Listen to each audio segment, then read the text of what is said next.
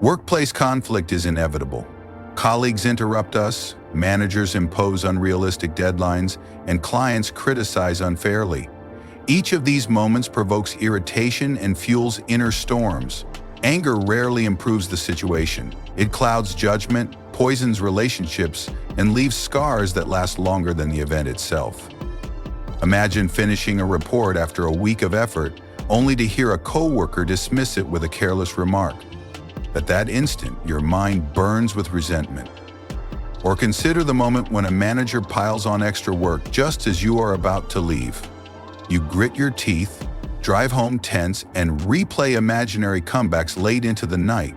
What began as a single small event has stolen hours of your peace. The pattern is familiar. A comment, a tone of voice, a sudden demand. Something small on the outside becomes huge inside. Instead of moving on, we relive it. We speak to the ceiling at night, preparing arguments no one will hear. The workplace conflict has ended, but within us it is only beginning. This reveals a paradox. Often the true battle is not with others, but with our own mind. The external spark may be brief, but the fire is fed by judgment, pride, and the unwillingness to let go. This raises a harder question. Is it truly possible to move through conflict without being shaken or dragged into anger? Common wisdom says no. That anger is natural, even necessary.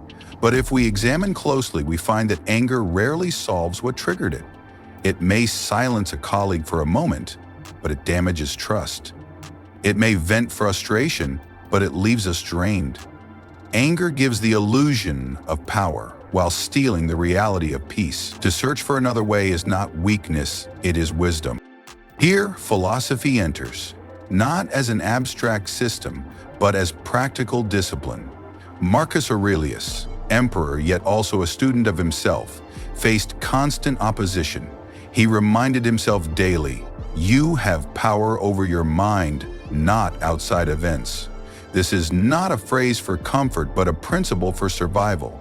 If we accept it, then every workplace conflict becomes a test of that power. We cannot dictate the tone of our colleague or the timing of our manager, but we can dictate our judgment of the event.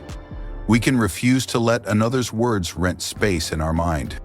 To see how, imagine that same meeting where your work is dismissed. Instead of feeding the thought, "I was disrespected," strip it bare. Words were spoken, nothing more. The facts remain, but the poison is removed. Or consider the late assignment given by your manager. Instead of replaying the unfairness all night, distinguish what belongs to you and what does not. Their decision belongs to them. Your response belongs to you. By shifting focus, you step back from anger and recover freedom. This is the compass for our journey. We are not asking how to eliminate conflict. It will always exist. The question is how to face it without surrendering composure. What would Marcus Aurelius do in your office meeting, in your tense email exchange, in your stressful review?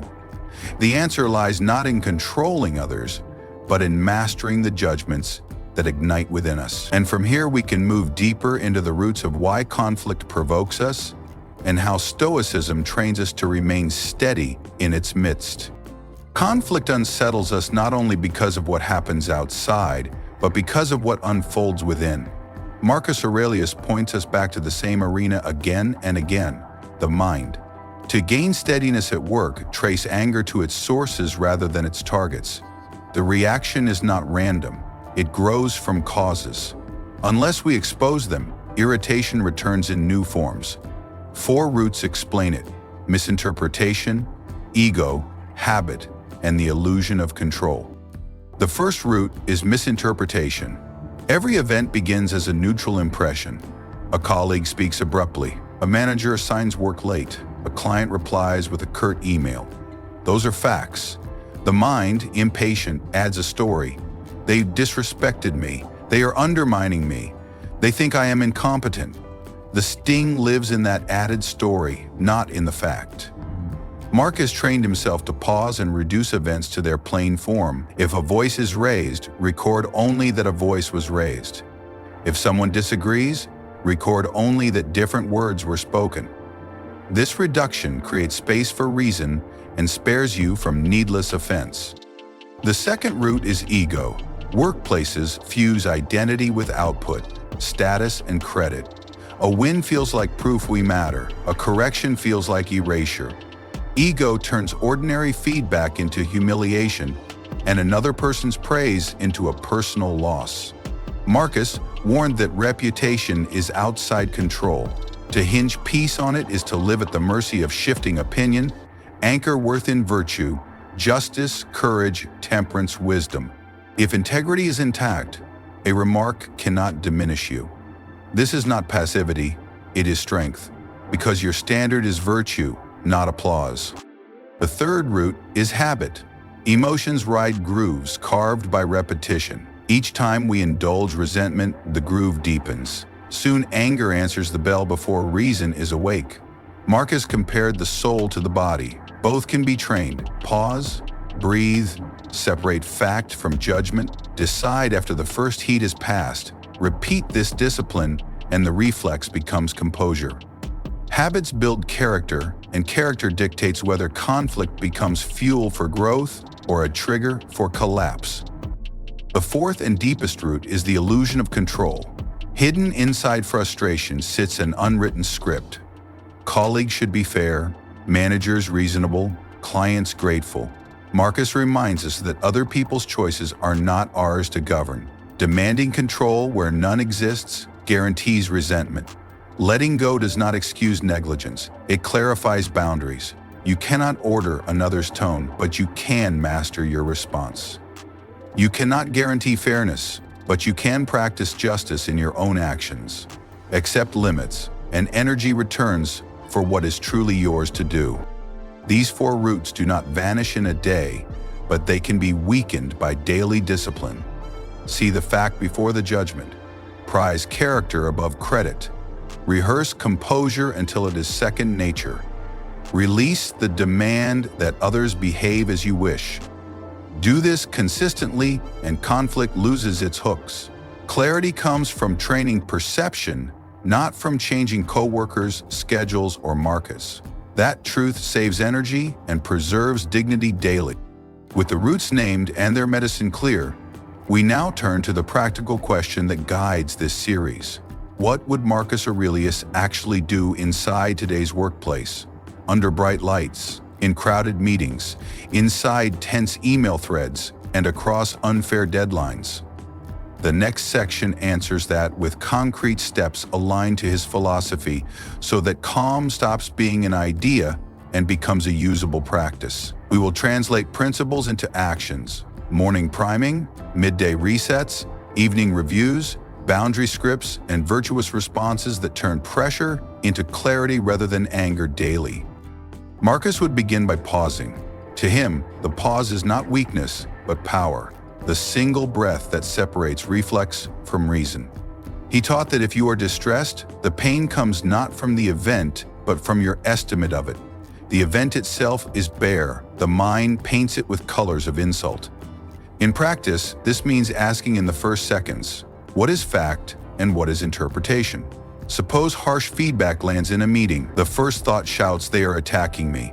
But stripped to its core, the fact is simple. Words were spoken.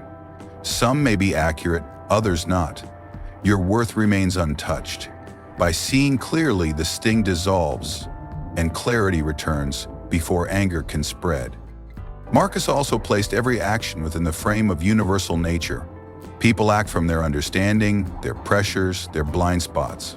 A rude colleague is not plotting your downfall, they are expressing their own weakness. Their behavior reflects their world, not your value. To see this is to exchange anger for perspective. It does not excuse poor behavior, but it dissolves the illusion that another's fault defines you. When you stop believing their carelessness shrinks your dignity, their power fades. And when you remind yourself that you too act from limited vision, compassion often replaces hostility. Consider the late assignment handed by a manager at the end of a long day. The reflex is resentment. The mind cries, they do not respect my time. Marcus would not stew. He would remind himself, This is their choice. My choice is how to respond. He would calmly assess, can I set a boundary? Can I say, I will address this tomorrow? If yes, he would do so firmly. If not, he would accept the task, but without poisoning himself with complaint. Freedom lies in his decision, not in demanding that others act ideally. And in that freedom, peace survives even under pressure. Marcus would also anchor himself in virtue. For him, the standard in conflict was never comfort but justice, courage, temperance, and wisdom. Retaliation, gossip, or sulking violate these virtues. They may feel satisfying in the moment, but they corrode character. Calm firmness preserves justice. Clear speech preserves courage. Self-restraint preserves temperance. Perspective preserves wisdom. Victory was not in silencing the other or proving superiority, but in refusing to lose the self. A meeting could end in disagreement, but if virtue was preserved, the battle was won. In practice, this reshapes daily conflict. Imagine receiving an email laced with criticism. Instead of replying in heat, Marcus would pause, extract the facts, and answer with clarity. Imagine facing workplace gossip. Instead of adding fuel, he would remain silent or redirect to fairness. Imagine being overlooked for recognition. Instead of sinking into bitterness, he would recall that reputation is fleeting and that the only enduring possession is character.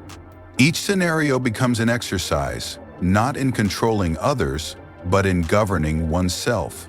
Each becomes training in strength, not fragility. The office itself becomes a gym for the mind, each encounter a weight to lift with steadiness. This posture does not eliminate conflict. The world will still bring late tasks, sharp words, and unfair judgments, but it changes the weight of conflict. To Marcus, external events are light compared to the heavy responsibility of governing one's own mind. He did not demand a smooth path, he demanded a steady step. That steadiness comes from pausing, discerning, seeing events in context, and choosing virtue above impulse. The lesson for us is direct. We do not win by crushing others, but by refusing to be crushed by our own reactions. And this is where the Stoic method shows its brilliance. The pause, the perspective, the choice, and the virtue form a sequence we can practice daily. It transforms irritation into a test of character. By following it, Marcus would walk through conflict untouched, not because the world was calm, but because his mind was trained. With this model in place, we can now explore how Stoic reasoning explains why these steps hold firm, even in the hardest moments, and how we might apply them not once, but across a lifetime of work. At the center stands the dichotomy of control: what is up to us, what is not. Marcus Aurelius repeated this distinction until it shaped his reflexes. Other people's words, moods, and judgments lie beyond us. Our own choices, interpretations, and actions lie within us. Freedom comes from fixing attention on the latter and abandoning the former. To forget this is to hand strangers the key to our peace. To remember it is to reclaim the space where composure grows. Each conflict becomes a test. Will you chase what is outside, or will you stand in what belongs to you? Stoicism also reframes insults as noise. Words are sound waves, no different from thunder. Loud, perhaps unsettling, but harmless unless we attach meaning. A coworker's sarcasm may rattle the air, but it cannot wound unless we supply the judgment. This reduces me. Remove the judgment and the sting dies. The insult is not in the sound, but in the interpretation. Treat harsh speech as you treat thunder. Something that passes, something outside your governance. Something unable to touch the soul unless you let it in. To practice this is to strip insults of their teeth. Another Stoic tool is perspective through time. Marcus reminded himself how quickly all fades. Praise, blame, even memory itself. The sharp comment that hurts you today will vanish from minds tomorrow. The recognition you crave will disappear just as fast. To ruin inner peace over such impermanence is folly. Consider the last time you were wounded by words, 5 years ago. Do they matter now? Most likely not. The answer exposes the vanity of present outrage. If memory itself discards the insult, why should you preserve it? Perspective reduces the weight of words by placing them in the scale of eternity. Seen against decades, what angers you now is dust. He also insisted on common humanity. Offenders are part of the same community, and their faults stem from ignorance just as ours do. A colleague who interrupts may be trapped in their own anxiety. A manager who criticizes harshly may be carrying unseen burdens. To see them as misguided siblings softens hostility. Marcus wrote that no one does wrong on purpose, but from a distorted view of what is good. If this is true, then resentment is misplaced. Correction, patience, or silence become the rational answers, not revenge. To see the offender as a fellow human struggling under ignorance is to transform enmity into understanding. This shift preserves dignity while dissolving hostility at its root. Finally, he practiced the discipline of desire and aversion, not desiring constant approval, not fearing disapproval. If you hunger for applause, you are chained to the mood of the crowd. If you dread criticism, you hand power to whoever speaks loudest. Marcus warned that both are traps. To desire only what lies within your control, virtue, integrity, clarity, is to free yourself. When happiness is no longer chained to how others treat you, you become untouchable. Disapproval may come, but it cannot enter the citadel of the mind. Praise may arrive, but it cannot distort your measure of worth. Both become indifferent.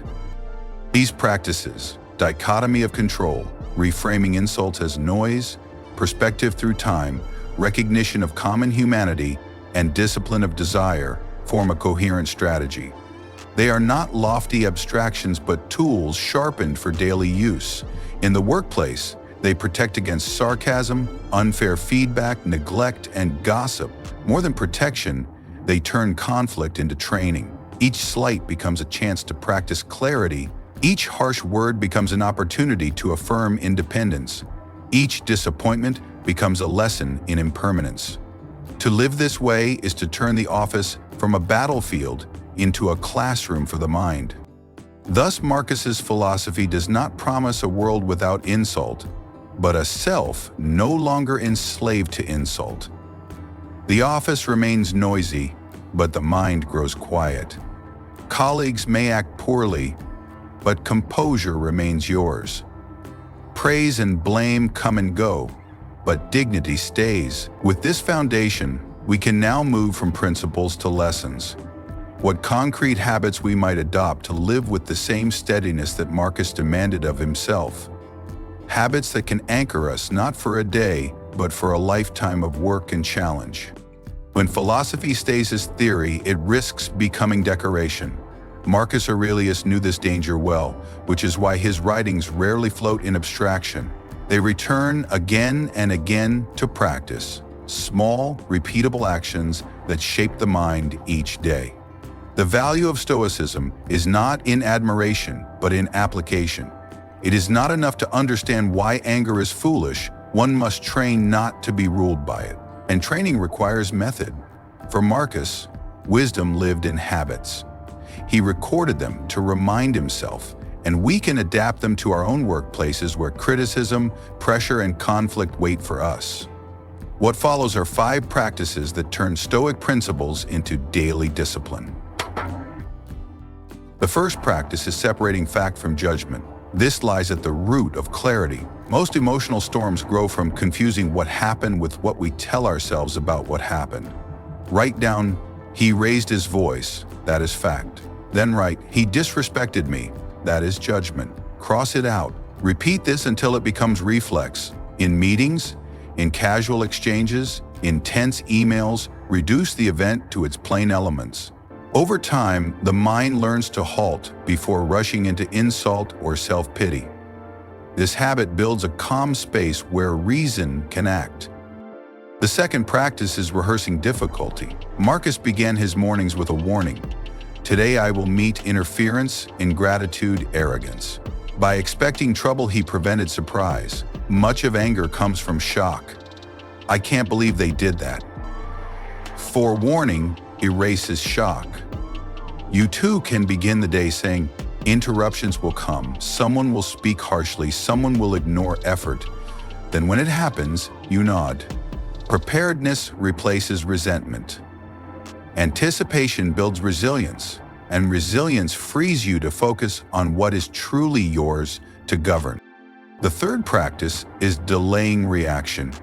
Anger peaks in the first moments, rising quickly and then fading. Wait, and the fire starves itself.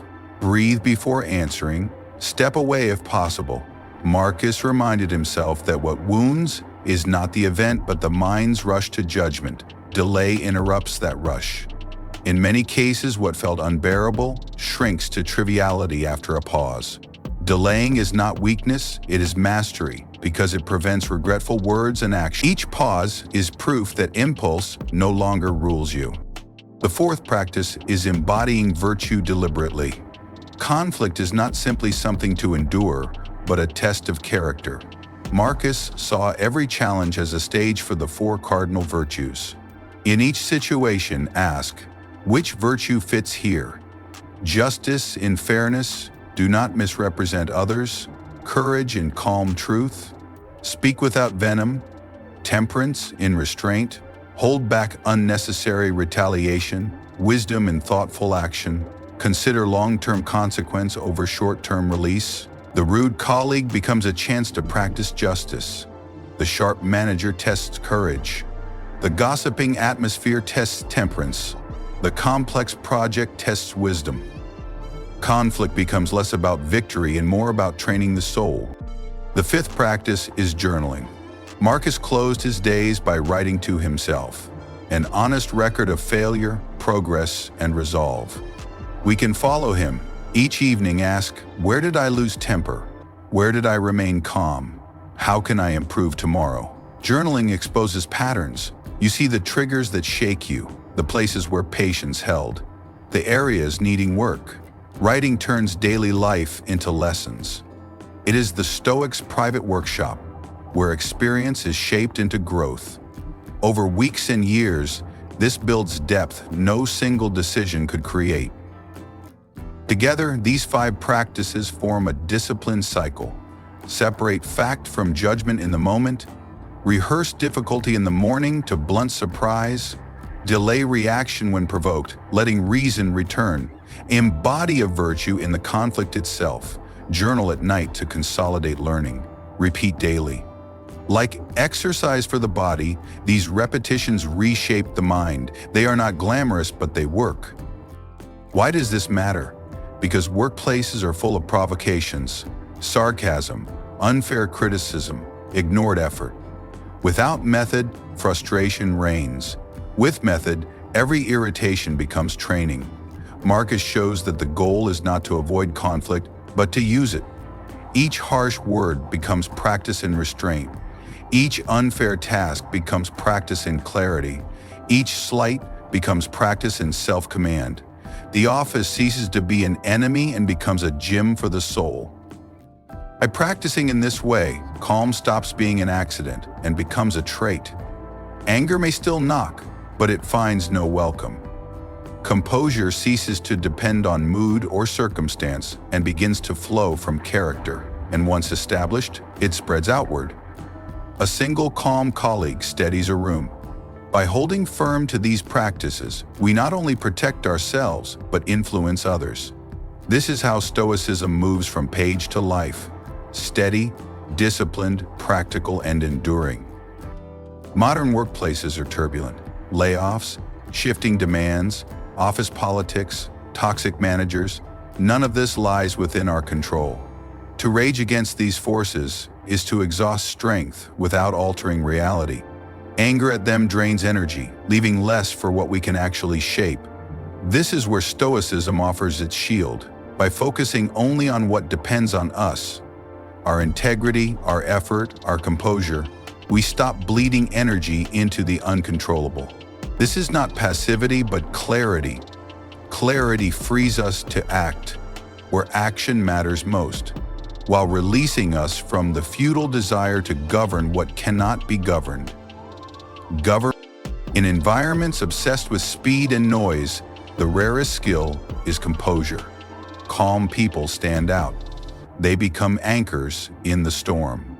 In teams shaken by stress, the colleague who remains steady is remembered. In crises, the one who answers without anger is trusted. Reliability often outweighs brilliance. Promotions are given not only to the ambitious or the loud, but to those who radiate stability under pressure. Stoic calm, far from weakness, is strength in disguise. It signals mastery over the hardest territory, the self. Yet the value of Stoicism does not stop with career advantage. Its deeper promise is inner freedom. If no insult can shake you, no dismissal can define you, then you remain whole regardless of circumstance. Marcus Aurelius reminded himself daily that reputation, wealth, and even life itself are fragile. What endures is the character that governs its own mind. When insult arrives, you may feel the first sting, but if judgment refuses to amplify it, peace returns quickly. When dismissal comes, you may grieve, but if you refuse to label yourself ruined, dignity remains intact. This is freedom. Not freedom from difficulty, but freedom from enslavement to reaction. Consider the modern office. A manager criticizes unfairly in front of others. Without Stoic training, resentment festers for weeks. With training, you separate fact from judgment. Words were spoken is fact. I was humiliated is judgment. By discarding the judgment, the wound closes. Or picture a project, canceled after months of effort. Without philosophy, the reaction is bitterness. All was wasted. With Stoicism, you recall the dichotomy of control. The outcome was never yours, but the effort was. An effort honestly given is never wasted. Such reframing transforms defeat into learning. In a society addicted to outrage, this discipline becomes a counterweight. Screens flash with provocation, arguments multiply, indignation is traded like currency. The louder the world grows, the more valuable becomes the one who remains silent, deliberate, and still. Stoicism is not retreat. It is resistance against being dragged into every storm. It is the art of standing firm when currents pull in all directions.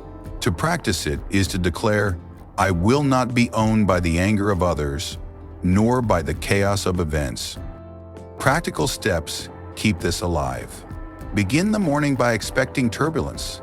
Say to yourself, today, someone will interrupt, someone will complain, someone will disappoint. This strips away surprise. When the event occurs, you nod.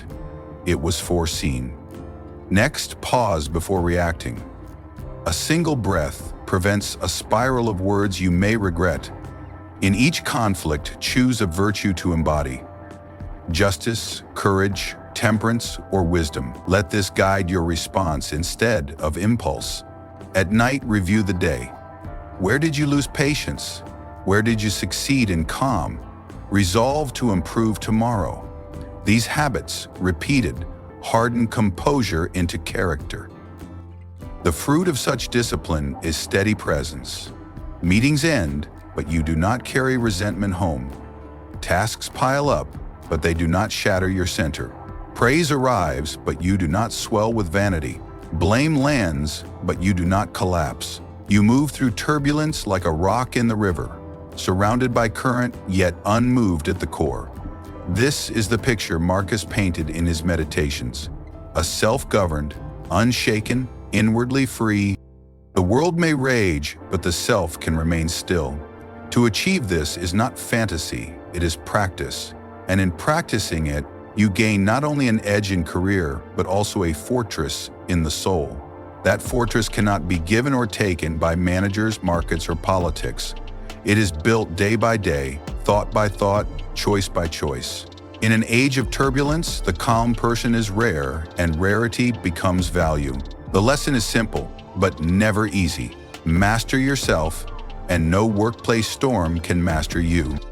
We asked, how can one never be angry or bothered by anyone? The question sounds impossible, yet Marcus Aurelius left a practical path. Followed with discipline, it reshapes the inner life. The first step is separating fact from judgment. What was said or done is not the same as what we decide it means. If a colleague interrupts, the fact is interruption. The judgment is, they disrespected me. Remove the judgment and the sting fades. In practice, write it down. He raised his voice, that is fact. Then write, he insulted me, that is judgment. Cross it out. Over time, this drill trains perception to pause before storytelling, and that pause preserves peace. The second step is accepting the limits of control. Much distress comes from demanding mastery over what was never ours. The moods of managers, the decisions of companies, and the gossip of coworkers do not belong to us. What is ours is narrower but stronger. Our thoughts, choices, and values. Events are like winds. They blow as they will. What matters is how we steer our own ship. A toxic boss may shout, that event is outside control. How we respond, whether with restraint or resentment, is within. That choice decides whether peace remains or is surrendered. The third step is anchoring in virtue. For the Stoics, virtue is the only true good: justice, courage, temperance, and wisdom. In each conflict, ask which virtue applies now. Justice means fairness, even under unfair treatment. Courage means honest speech without malice. Temperance means restraining the impulse to lash out. Wisdom means choosing long-term character over short-term victory. When criticized unfairly, sarcasm is easy. Virtue asks for clarity without venom. It is not softness. It is strength directed by principle.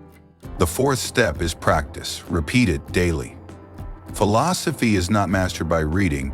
It is built like muscle through repetition. Begin each morning expecting difficulty. Today I will meet interference, ingratitude, and arrogance. Anticipation removes shock. When trouble arrives, you nod, it was expected. Next, delay reaction. A single breath can prevent words you will regret. At night, journal. Where did I lose patience? Where did I hold steady? What will I do tomorrow? Over weeks, repetition builds a new reflex. Steadiness before anger. Live together, these steps loosen conflict's grip. Consider a heated email that demands an instant reply. Fact, an email arrived with harsh wording. Judgment, they want to humiliate me. Cross it out. Wait an hour. Then answer with clarity about actions and deadlines. Or consider a canceled project. Without philosophy, bitterness grows.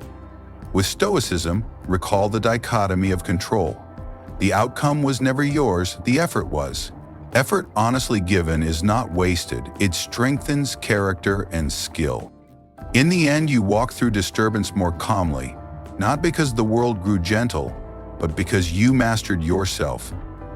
This is the promise of Stoicism. Not escape from the noisy world, but steadiness within it.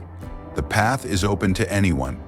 Every workplace, every family, every challenge offers the same training ground. When a client speaks rudely, separate fact from judgment. When politics move against you, accept limits of control. When rage rises, pause and choose virtue. When the day ends, reflect and adjust. If these reflections helped, join our community at Sophoria. Subscribe, share your thoughts, and ring the bell to stay connected. Together we practice ancient wisdom for modern struggle, reminding ourselves daily that anger belongs to us and that we can let it go. Choose this training today, in one email, one meeting, one breath at a time, and you will see composure become your reliable default everywhere.